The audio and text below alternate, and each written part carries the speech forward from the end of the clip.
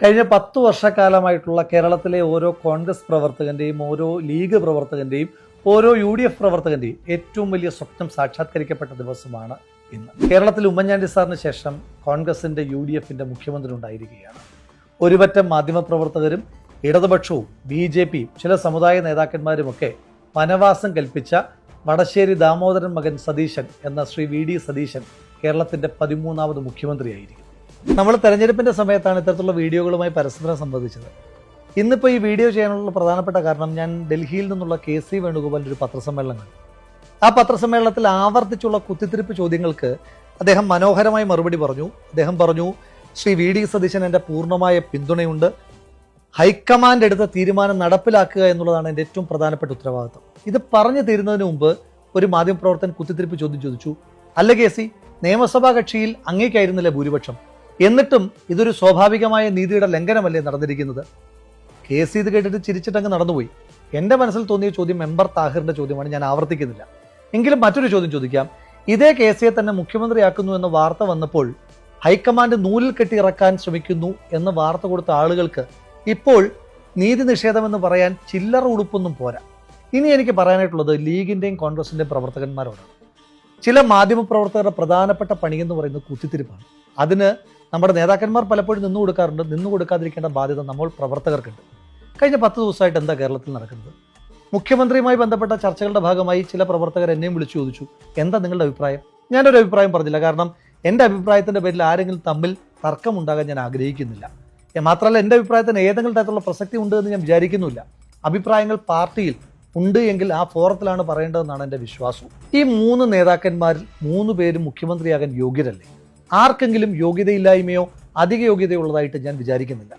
അതിൻ്റെ പേരിൽ എന്തെല്ലാം കാണാൻ പാടില്ലാത്ത കാഴ്ചകൾ നമ്മൾ കണ്ടു. ഉമ്മൻചാണ്ടി സാറിൻ്റെയും KC വേണുഗോപാലിൻ്റെ പടമുള്ള ഫ്ലക്സ് ബോർഡ് കത്തിക്കുക. ഉമ്മൻചാണ്ടി സാറ് കത്തുന്നത് കാണുന്നത് ഇത് കോൺഗ്രസ്സുകാരനാ? VD സതീശൻ്റെ പടമുള്ള ഫ്ലക്സിൽ അദ്ദേഹത്തിൻ്റെ മുഖത്ത് തുപ്പുക. VD സതീശൻ്റെ മുഖത്ത് തുപ്പുന്നത് കോൺഗ്രസ് സംസ്കാര? ഇവരൊക്കെ കോൺഗ്രസ് തിരിച്ചു വരണം എന്ന് ആഗ്രഹിക്കുന്നവരാ? ഞാനങ്ങനെ വിശ്വസിക്കുന്നില്ല.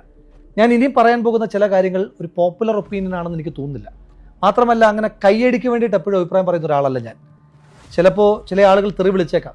CPMൻ്റെയും BJPക്കാരൻ്റെയും നിരന്തരമായി തെറിവിളി കേൾക്കുന്ന ഒരാളാണ് ഞാൻ. ഇനി നമ്മുടെ കൂട്ടത്തിലുള്ള ആരെങ്കിലും തെറി വിളിച്ചാലും ഒരു വിഷമുണ്ടാകുമെന്നല്ലാതെ തഴമ്പിച്ചു പോയതുകൊണ്ട് പ്രത്യേകിച്ച് കാര്യമൊന്നുമില്ല. മാത്രമല്ല, ഇത് ഇപ്പോഴെങ്കിലും പറയണം. നേരത്തെ പറഞ്ഞാൽ പറയും മുഖ്യമന്ത്രി ആക്കാൻ വേണ്ടിയിട്ടുള്ള ശ്രമമാണ്, ലോബിയിങ് ആണ്, അല്ലെങ്കിൽ മുഖ്യമന്ത്രിയുടെ പ്രീതി പറ്റാനാണെന്ന്. ഇന്ന് പറഞ്ഞാൽ അങ്ങനെയൊന്നും ഉണ്ടാകില്ല എന്നുള്ള ബോധ്യമുള്ളതുകൊണ്ടാണ് പറയുന്നത്. മാത്രമല്ല, ഇത് പറയുന്ന ഏറ്റവും യോഗ്യം ഞാനാണ്. കഴിഞ്ഞ 10 വർഷത്തിനിടയിൽ പിണറായി വിജയൻ സർക്കാരിനെതിരെ സമരം ചെയ്തതിൻ്റെ പേരിൽ ഏറ്റവും അധികം തവണ ജയിലിലടച്ചത് തന്നെയാണ്. ഞാൻ ജീവിതത്തിൽ, സത്യസന്ധമായി പറയുന്നു, ജീവിതത്തിൽ ചെയ്തിട്ടില്ലാത്ത തെറ്റിൻ്റെ പേരിൽ കള്ളക്കേസ് എടുത്ത് എന്നെയും എൻ്റെ കുടുംബത്തെയും അപമാനിച്ച് വളഞ്ഞിട്ട് എന്നെ ജയിലിലടച്ചൊരു സർക്കാർ, ആ സർക്കാരിനെതിരെ പ്രതികരിച്ച ഒരാളാണ് ഞാൻ. അതുകൊണ്ട് കറകളഞ്ഞ കോൺഗ്രസ്സുകാരൻ തന്നെയാണ് ഞാൻ. എനിക്ക് അഭിപ്രായം പറയാൻ ഒരു മടിയുമില്ല. ശ്രീ KC വേണുഗോപാൽ ഇത്രയേറെ അധിക്ഷേപിക്കപ്പെടുവാൻ, ഇത്രയേറെ അപമാനിക്കപ്പെടുവാൻ, അപഹസിക്കപ്പെടുവാൻ, ശപിക്കപ്പെടുവാൻ എന്താണ് അദ്ദേഹം ചെയ്ത തെറ്റ്? അദ്ദേഹം പൊതുവിടത്തിലേക്ക് വന്ന ഏതെങ്കിലും നേതാക്കന്മാരെ അപമാനിച്ചു? അദ്ദേഹം മുഖ്യമന്ത്രിയാകാൻ ആഗ്രഹിച്ചിട്ടുണ്ടാകാം, VD ആഗ്രഹിച്ചിട്ടുണ്ടാകാം, RC ആഗ്രഹിച്ചിട്ടുണ്ടാകാം. എന്താ തെറ്റ്? VD സതീശനും രമേശ് ചെന്നിത്തലയും KC വേണുഗോപാലും മുഖ്യമന്ത്രിയാകാൻ ആഗ്രഹിച്ചിട്ടുണ്ടെങ്കിലും അതിനുവേണ്ടി ശ്രമിച്ചിട്ടുണ്ടെങ്കിലും ഒരു തെറ്റുമില്ല. നമുക്ക് ഓരോരുത്തർക്കും നമ്മുടെ ഇഷ്ടമനുസരിച്ച് VD മുഖ്യമന്ത്രിയാകട്ടെ എന്നോ, RC മുഖ്യമന്ത്രിയാകട്ടെ എന്നോ, KC മുഖ്യമന്ത്രിയാകട്ടെ എന്നോ എന്ന് പറയാം. പക്ഷെ അതിൻ്റെ പേരിൽ നേതാക്കന്മാരെ അധിക്ഷേപിക്കുന്നത് ഒട്ടും നല്ല പ്രവണതയല്ല. ശ്രീ രാഹുൽ ഗാന്ധിയെ ആക്ഷേപിച്ചു, പ്രിയങ്ക ഗാന്ധിയെ തോൽപ്പിക്കുമെന്ന് പറഞ്ഞു, ആശുപത്രിയിൽ കിടക്കുന്ന സോണിയാഗാന്ധിക്ക് നേരെ വരെ അപമാന പ്രചരണങ്ങളുണ്ടായി, മല്ലികാർജ്ജുന ഖാർഗെ നിരന്തരമായി വേട്ടയാടി. ഇതൊക്കെ എന്തിനു വേണ്ടിയിട്ടാണ്? ഇതൊക്കെ എന്ത് തരം UDF സംസ്കാരമാണ്? എന്ത് തരം കോൺഗ്രസ് സംസ്കാരമാണ്? ശ്രീ KC വേണുഗോപാൽ കുറേ ആളുകൾ പറയുന്നത് കേട്ടു പെട്ടിതൂക്കിയാണെന്ന്. എന്ത് പെട്ടിതൂക്കി? കണ്ണൂരിൽ പയ്യന്നൂർ പോലൊരു പാർട്ടി ഗ്രാമത്തിൽ KSUവിൻ്റെ സംഘടനാ പ്രവർത്തകനായി കടന്നു വന്ന് SFIക്കാരൻ്റെ തല്ലുകൊണ്ട് ജയിലിൽ കിടന്ന് KSU പ്രസിഡന്റായി, യൂത്ത് കോൺഗ്രസ് പ്രസിഡന്റായി, ഒരു കോൺഗ്രസ്സുകാരന് ജയിക്കാൻ പ്രയാസമുള്ള ആലപ്പുഴയിൽ നിന്ന് MLA ആയ ആളാണ്. ആലപ്പുഴയിൽ കോൺഗ്രസ്സുകാരന് ഏറ്റവും ജയിക്കാൻ പ്രയാസമുള്ള ആലപ്പുഴ പാർലമെന്റിലെ മെമ്പറാണ്. 2019 19 ജയിച്ചപ്പോഴും നമ്മൾ തോറ്റുപോയ മണ്ഡലത്തിൽ 24 തിരിച്ചു പിടിച്ച ആളാണ് KC വേണുഗോപാൽ. അയാൾ എങ്ങനെയാണ് നൂലിക്കെട്ടി ഇറക്കിയ ആളായി മാറുന്നത്?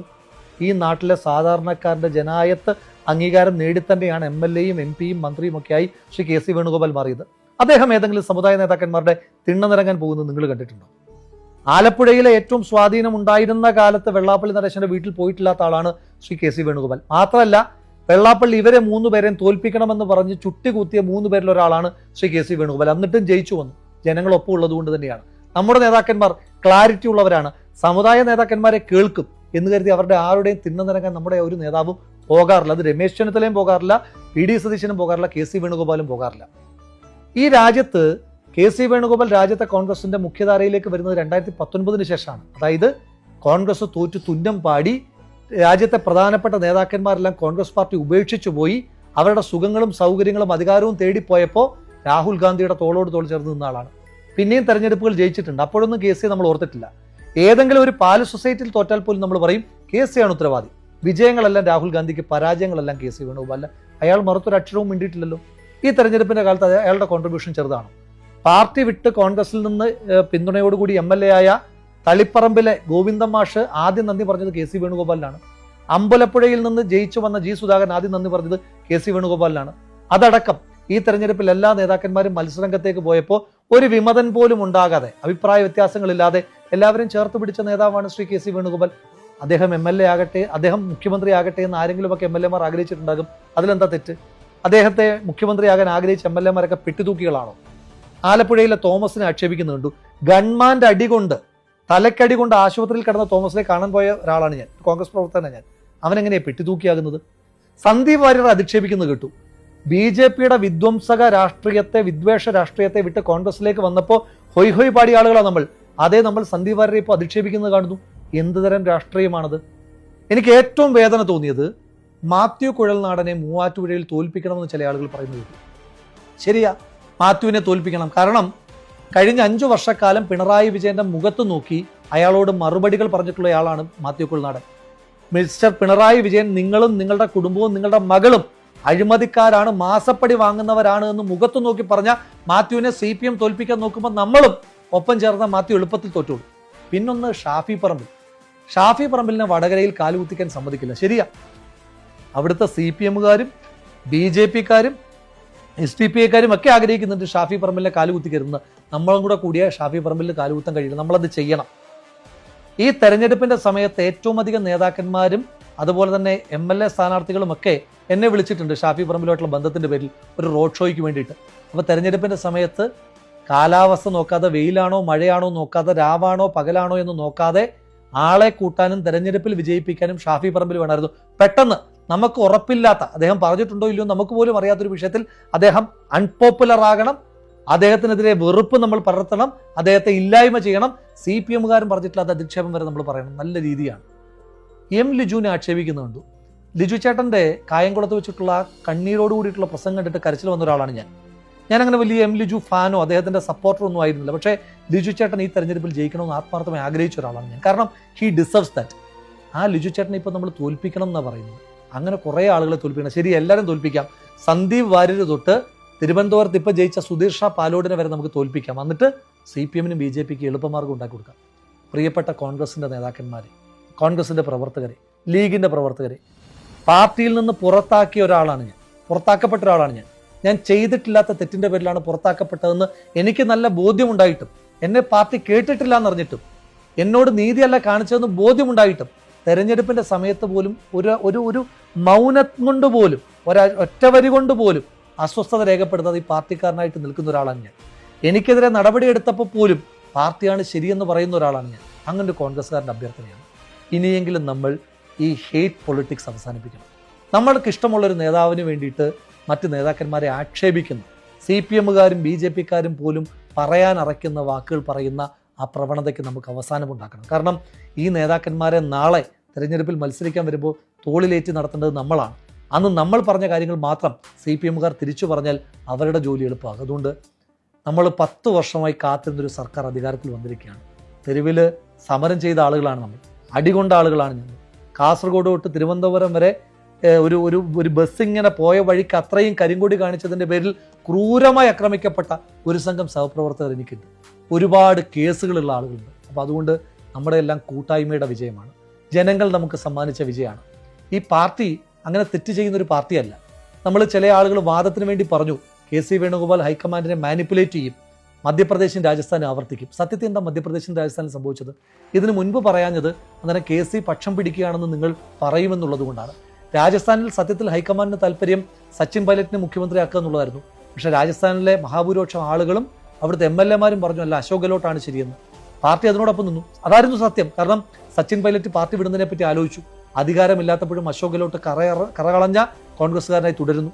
മധ്യപ്രദേശിൽ ഹൈക്കമാൻഡിന് താല്പര്യം ജ്യോതിരാദിത്യ സിന്ധ്യ ആയിരുന്നു മുഖ്യമന്ത്രിയാകണം എന്നായിരുന്നു. പക്ഷെ അവിടുത്തെ MLA-മാരും പാർട്ടി പ്രവർത്തകരും പറഞ്ഞു അല്ല, കമൽനാഥ് ആകണം. അവരായിരുന്നു ശരി. കാരണം അധികാരം കിട്ടാത്തപ്പോൾ ജ്യോതിരാദിത്യ സിന്ധ്യ ഇപ്പോൾ പാർട്ടി വിട്ട് BJP-യിൽ പോയി ഹേറ്റ് പൊളിറ്റിക്സ് പറയുകയാണ്. പാർട്ടി വിട്ട് അധികാരം കിട്ടിയില്ലെങ്കിൽ പാർട്ടി വിട്ടു പോകുന്നവന്മാരെ ഏതെങ്കിലും ഒരു സ്ഥാനം ഏൽപ്പിക്കാത്തതിന്റെ പേരിൽ ഒരു സ്റ്റേറ്റ് പോയിട്ടുണ്ടെങ്കിൽ പോകട്ടേന്നേ, തോറ്റു തുന്നം പാടിയാലും ഈ പാർട്ടി എന്ന് പറഞ്ഞ് ഉറച്ചു നിൽക്കുന്ന കുറെ മനുഷ്യന്മാരില്ലേ, അവരുടേതാണ് ഈ പാർട്ടി. കേരളത്തിലും ഹൈക്കമാൻഡ് ഏറ്റവും യുക്തമായ തീരുമാനമെടുത്തു. ഒരാളും സ്വാധീനിക്കാൻ പോയില്ല. കേരളത്തിലെ പോപ്പുലർ ഡിമാൻഡായി വന്ന ശ്രീ VD സതീശൻ മുഖ്യമന്ത്രിയാകുക എന്ന ഡിമാൻഡ് ഹൈക്കമാൻഡ് കൈക്കൊള്ളുമ്പോൾ ആ ഹൈക്കമാൻഡിന്റെ പാർട്ടി KC വേണുഗോപാൽ ഉണ്ട്. ആ KC വേണുഗോപാൽ രണ്ട് കൈയും നീട്ടിയ തീരുമാനത്തെ സ്വീകരിച്ചു.